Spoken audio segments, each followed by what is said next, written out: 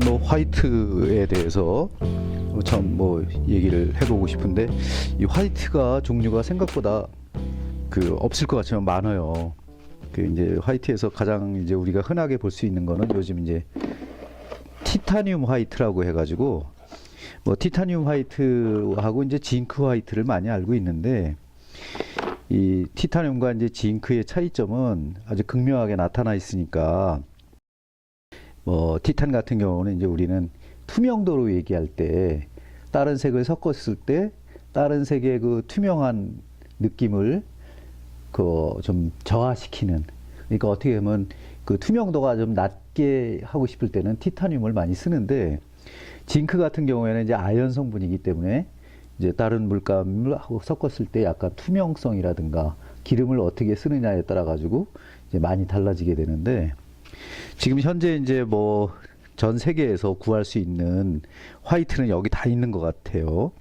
이제 주로 보면은 이 독일에서 만드는 루카스, 그 다음에 영국에서 만드는 윈저 뉴턴, 그 다음에 독일 거 뭐 렘브란트, 그 다음에 미국 거도 이제 하나 있는데, 미국 거는 이제 뭐 이런 티타늄 계열이 있겠고, 그래서 이런 티타늄을 쓰게 되면은 사실은 이제 원래 우리가 유화를 불투명이라고 생각하고 있는데, 뭐 기름을 어떻게 쓰고 이제 테크니컬을 어떻게 하느냐에 따라 가지고 또 중첩되게 밑에가 이렇게 보일 수 있게, 이제 그거를 전문 용어로는 뭐 트랜스파랑이라고 해가지고 투명도라고 이제 설명을 할 수 있겠는데, 흔히 이제 우리는 그런 얘기를 별로 안 하지. 대학에서도 그렇고 이제 프로 화가들도 사실 알고는 있지만 어떻게 설명을 해야 될지 잘 모르지만은, 같은 경우에는 이제 학교를 프랑스에서 다녔으니까 거기에 이제 핑카스라는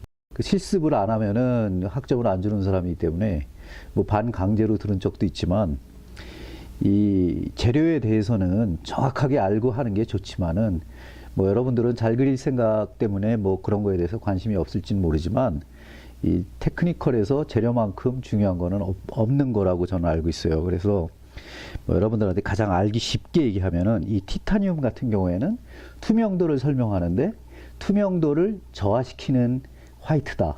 그 다음에 이 징크 화이트는 약간의 투명성을 좀 강조하고 싶을 때 이렇게 쓸 수 있다. 근데 이제 그 섞는 방법에 따라서 또 굉장히 다른데, 보통은 이제 나이핀 가지고 기름을 섞어가면서 이제 그거를 엷게 한다거나 진하게 한다거나 그렇게 하는데, 보통 이제 징크 화이트 같은 경우는 우리가 이제 유화를 갖다가 뭐 불투명 뭐 그림이다 이렇게 얘기하기 때문에 이제 티탄들을 쓰든 뭘 하든 그렇게 크게 상관은 안 하지만은, 이제 뭐 그림이라는 게 뭐 이렇게 풍경화도 있고 정물화도 있고 그런데 여러 가지 테크니컬에 따라 가지고 그 느낌이 다르기 때문에, 그걸 뭐 소위 우리가 어떻게 얘기해야 되냐면은 마티에르나 우리말로는 이제 질감이라고 해야 되겠지, 그런 거에 따라 가지고 두터우면 두터운 맛이 어떤 느낌이 있는 거고, 가령 이제 고흐나 뭐 이런 사람들 보면은 이렇게 물감을 두껍게 해가지고 이렇게 터치를 턱턱 튀기면서 한다든가, 아니면 마네, 모네 뭐 이런 사람도 마찬가지. 인상파 그림들이 대부분이 전부 다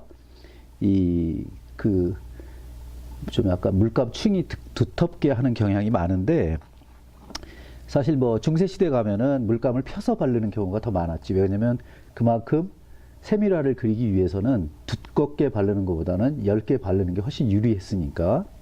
그래서 막 옛날로 갈수록 훨씬 더 이렇게 투명성이 강조됐기 때문에 그때는 뭐 아연 그런 물감들이 많았지. 그러니까 소위 얘기하는 징크 화이트라 그래요.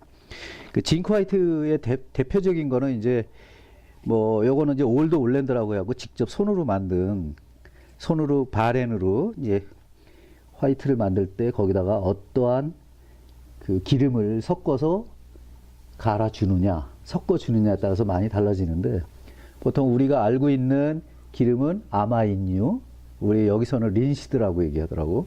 린시드를 쓸 수도 있겠고, 뭐 경우에 따라서는 뭐 그것도 이 식물에서 채취한 어떤 기름이기 때문에 식용유를 써도 상관은 없다고. 사실은 식용유나 아니면은 뭐 여러 가지 식물성 기름을 써도 상관은 없는데, 우리가 보통 유화라고 하는데 일반인들이 생각하기에 유화는 그 뭐 기름 해가지고 뭐 무슨 자동차에 쓰는 기름이라든가 불 때는 기름 이런 걸 생각하기 쉬운데 사실은 기름의 종류는 너무나 많고 그다음에 이 유화 물감에 쓰는 그 어떤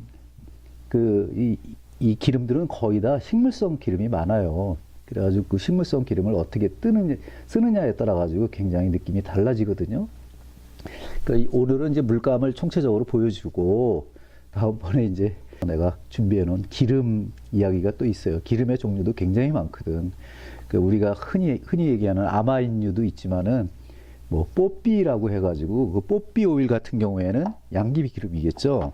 뽀삐가 양귀비니까 양귀비 기름을 어떻게 쓰느냐에 따라 가지고 또 투명도가 확 달라지는. 그다음에 나중에 완성하고 난 다음에도 이 시간이 흘러도 반짝반짝 빛난다거나 오히려 이 빛이 난다는 거는 그만큼 속에 깊이가 있기 때문에 빛이 나는 거거든요. 이제 그런 거에 대한 기름에 대한 그 어떤 이야기는 내가 다음번에 하기로 하고 오늘은 이제 물감의 종류에 대해서 얘기하고 있는데 이 화이트 중에서 여러분들이 모르는 세계가 또 있어요. 그건 뭐냐면 지금은 이제 자연이나 이런 환경 보호 때문에 만들지 못하는 물감이겠죠. 그걸 갖다 지금 이렇게 보시면은 이게 이제 실버 화이트라고 써 있는데 이 실버 화이트 종류가 사실은 지금 이제 단종이 돼 가지고 나오질 않아요. 이게 환경 유해 물질이기 때문에. 근데 이런 실버 화이트가 어떠한 장단점이 있냐면은 이 인물화를 그릴 때 특히 얼굴을 그리게 되면은 얼굴이 창백해진 듯한 느낌?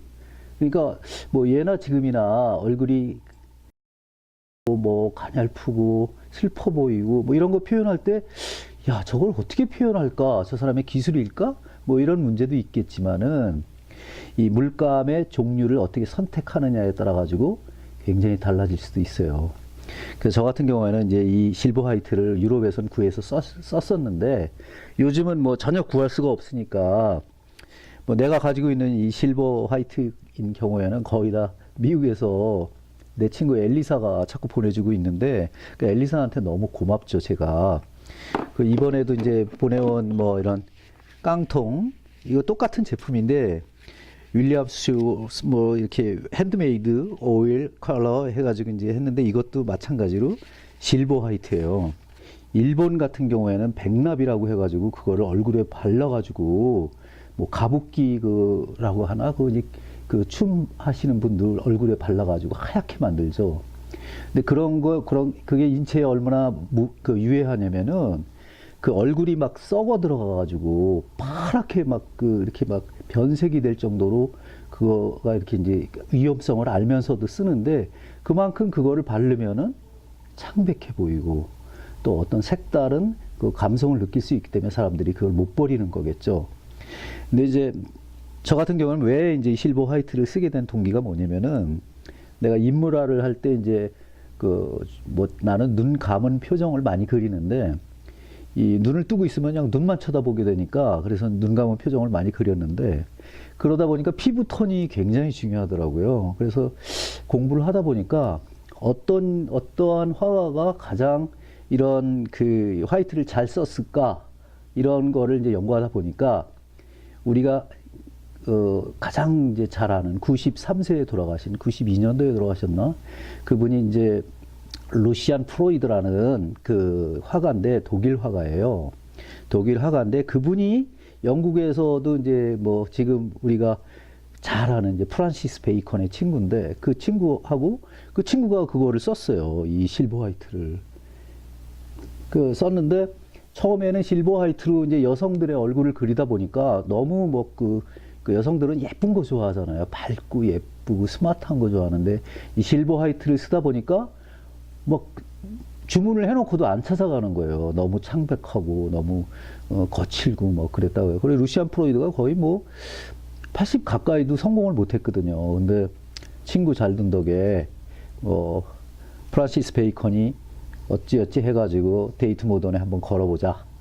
뭐 데이트 모던에 걸었든지 어디다 걸었든지 그 그림을 걸게 되었는데 그때부터 이제 사람들이 관심을 갖고 루시안 프로이드가 뭐 성공을 해가지고 이제 그분이 말하자면 뭐 영국 여왕도 그리고 그다음에 이분이 가장 유명한 그 루시안 프로이드가 이 실버 화이트를 쓰게 된 동기는 사실 그 여성의 그 창백함보다는 그 내면에 잠재해 있는 그 감성을 드러나기 위해 가지고 그 실버 화이트를 많이 썼는데 색이 달라요. 그 그림을 보면은. 근데 우리 일반이나 우리 화가들도 사실 그런 거 따지지 않고 가서 구경을 하는데 그거를 색에 대해서 유심히 살필 수 있는 사람이면은 그 색에 대해서 비밀을 알 수 있는 거죠. 그래서 화이트가 그렇듯이 우리나라에서도 이 백색을 숭상한 시절이 있었죠. 이 조선시대에 소위 이제 백자 같은 경우 이제 그런 경우에는 우리나라는 이제 유백색을 선호했는데 그러니까 백색의 종류가 너무 많기 때문에 우리가 통틀어 가지고 하얀색, 화이트, 백색 이렇게 얘기하지만은 이게 철학이 물리게 되면은 굉장히 다른 색이 될 수 있다는 거에 대해서 염두에 둬야 돼요. 그래서 이 조선시대 같은 경우에는 이 박수량의 백비가 아주 참 유명한데 그 임금이 이제 뭐 돌아가셨을 때 백비를 하사해가지고 거기다 글씨를 이제 누구누구 지묘 이렇게 쓰게 이제 만들어서 그걸 백비를 하사했는데 그분은 그 백색을 숭상하는 성리학에 또 그분은 나는 비문에 아무것도 남기지 말아라. 그 백색 자체만 해도 나의 정신 세계로 들어갈 수 있는 문이고 나는 뜻을 전달할 수 있다. 이런 식으로 그 백색에 대해서 숭상한 사람이에요. 이제 뭐 저희 집안도 이제 성리학자 집안이니까 그 백색에 대해서 연구를 하다 보니까 이제 그런 것까지 알게 되는데 이 화이트는 우리나라에서도 백이민족이라고 자꾸 하는데 백이민족이 조선시대에 영향이 있었겠죠. 그 조선시대에 뭐 그 백색을 숭상했기 때문에 그 성리학에서는 뭐 여러분들은 공자 얘기하면은 뭐 그분에 대해서 잘 모르면서도 질리도록 봉건주의와 그 여성 비하적인 뭐 이런 것도 많다 이렇게 생각하기 때문에 아예 싫어하지만은 사실은 그렇지가 않아요. 그래서 이 화이트도 어떤 깊은 세계가 있다 이런 거에 대해서 좀 아시고 쓰시는 게 좋고 뭐 물론 이제 뭐 요즘은 취미로 하시는 분들이나 뭐 전문으로 하시는 분들이나 뭐 그림을 그릴 때 그냥 자기가 표현만 되면 되지 뭐 굳이 이 물감 성질에 대해서 알 필요가 있겠느냐 이렇게 생각하지만 이 물감을 쓰면서 깨닫게 되는 기간이 굉장히 길어요. 생각보다. 그러니까 지금 내가 이렇게 얘기한 그 화이트에 대해서는 내가 40년을 공부한 화이트에 대한 얘기니까 여러분들은 굉장히 도움이 되겠죠. 하지만은 금방 잊어버릴 거예요. 왜냐면은 매일 집중해서 내가 이 물감에 대해서 연구하고 그림을 그리지 않는 이상 뭐 그런 거는 굳이 시험에 나오는 문제도 아니니까 금방 잊게 되겠죠. 그래서 이 화이트를 어떻게 쓰느냐에 따라 가지고 그다음에 다른 색깔과 어떻게 매칭을 시키느냐에 따라 가지고 굉장히 느낌이 달라지겠죠.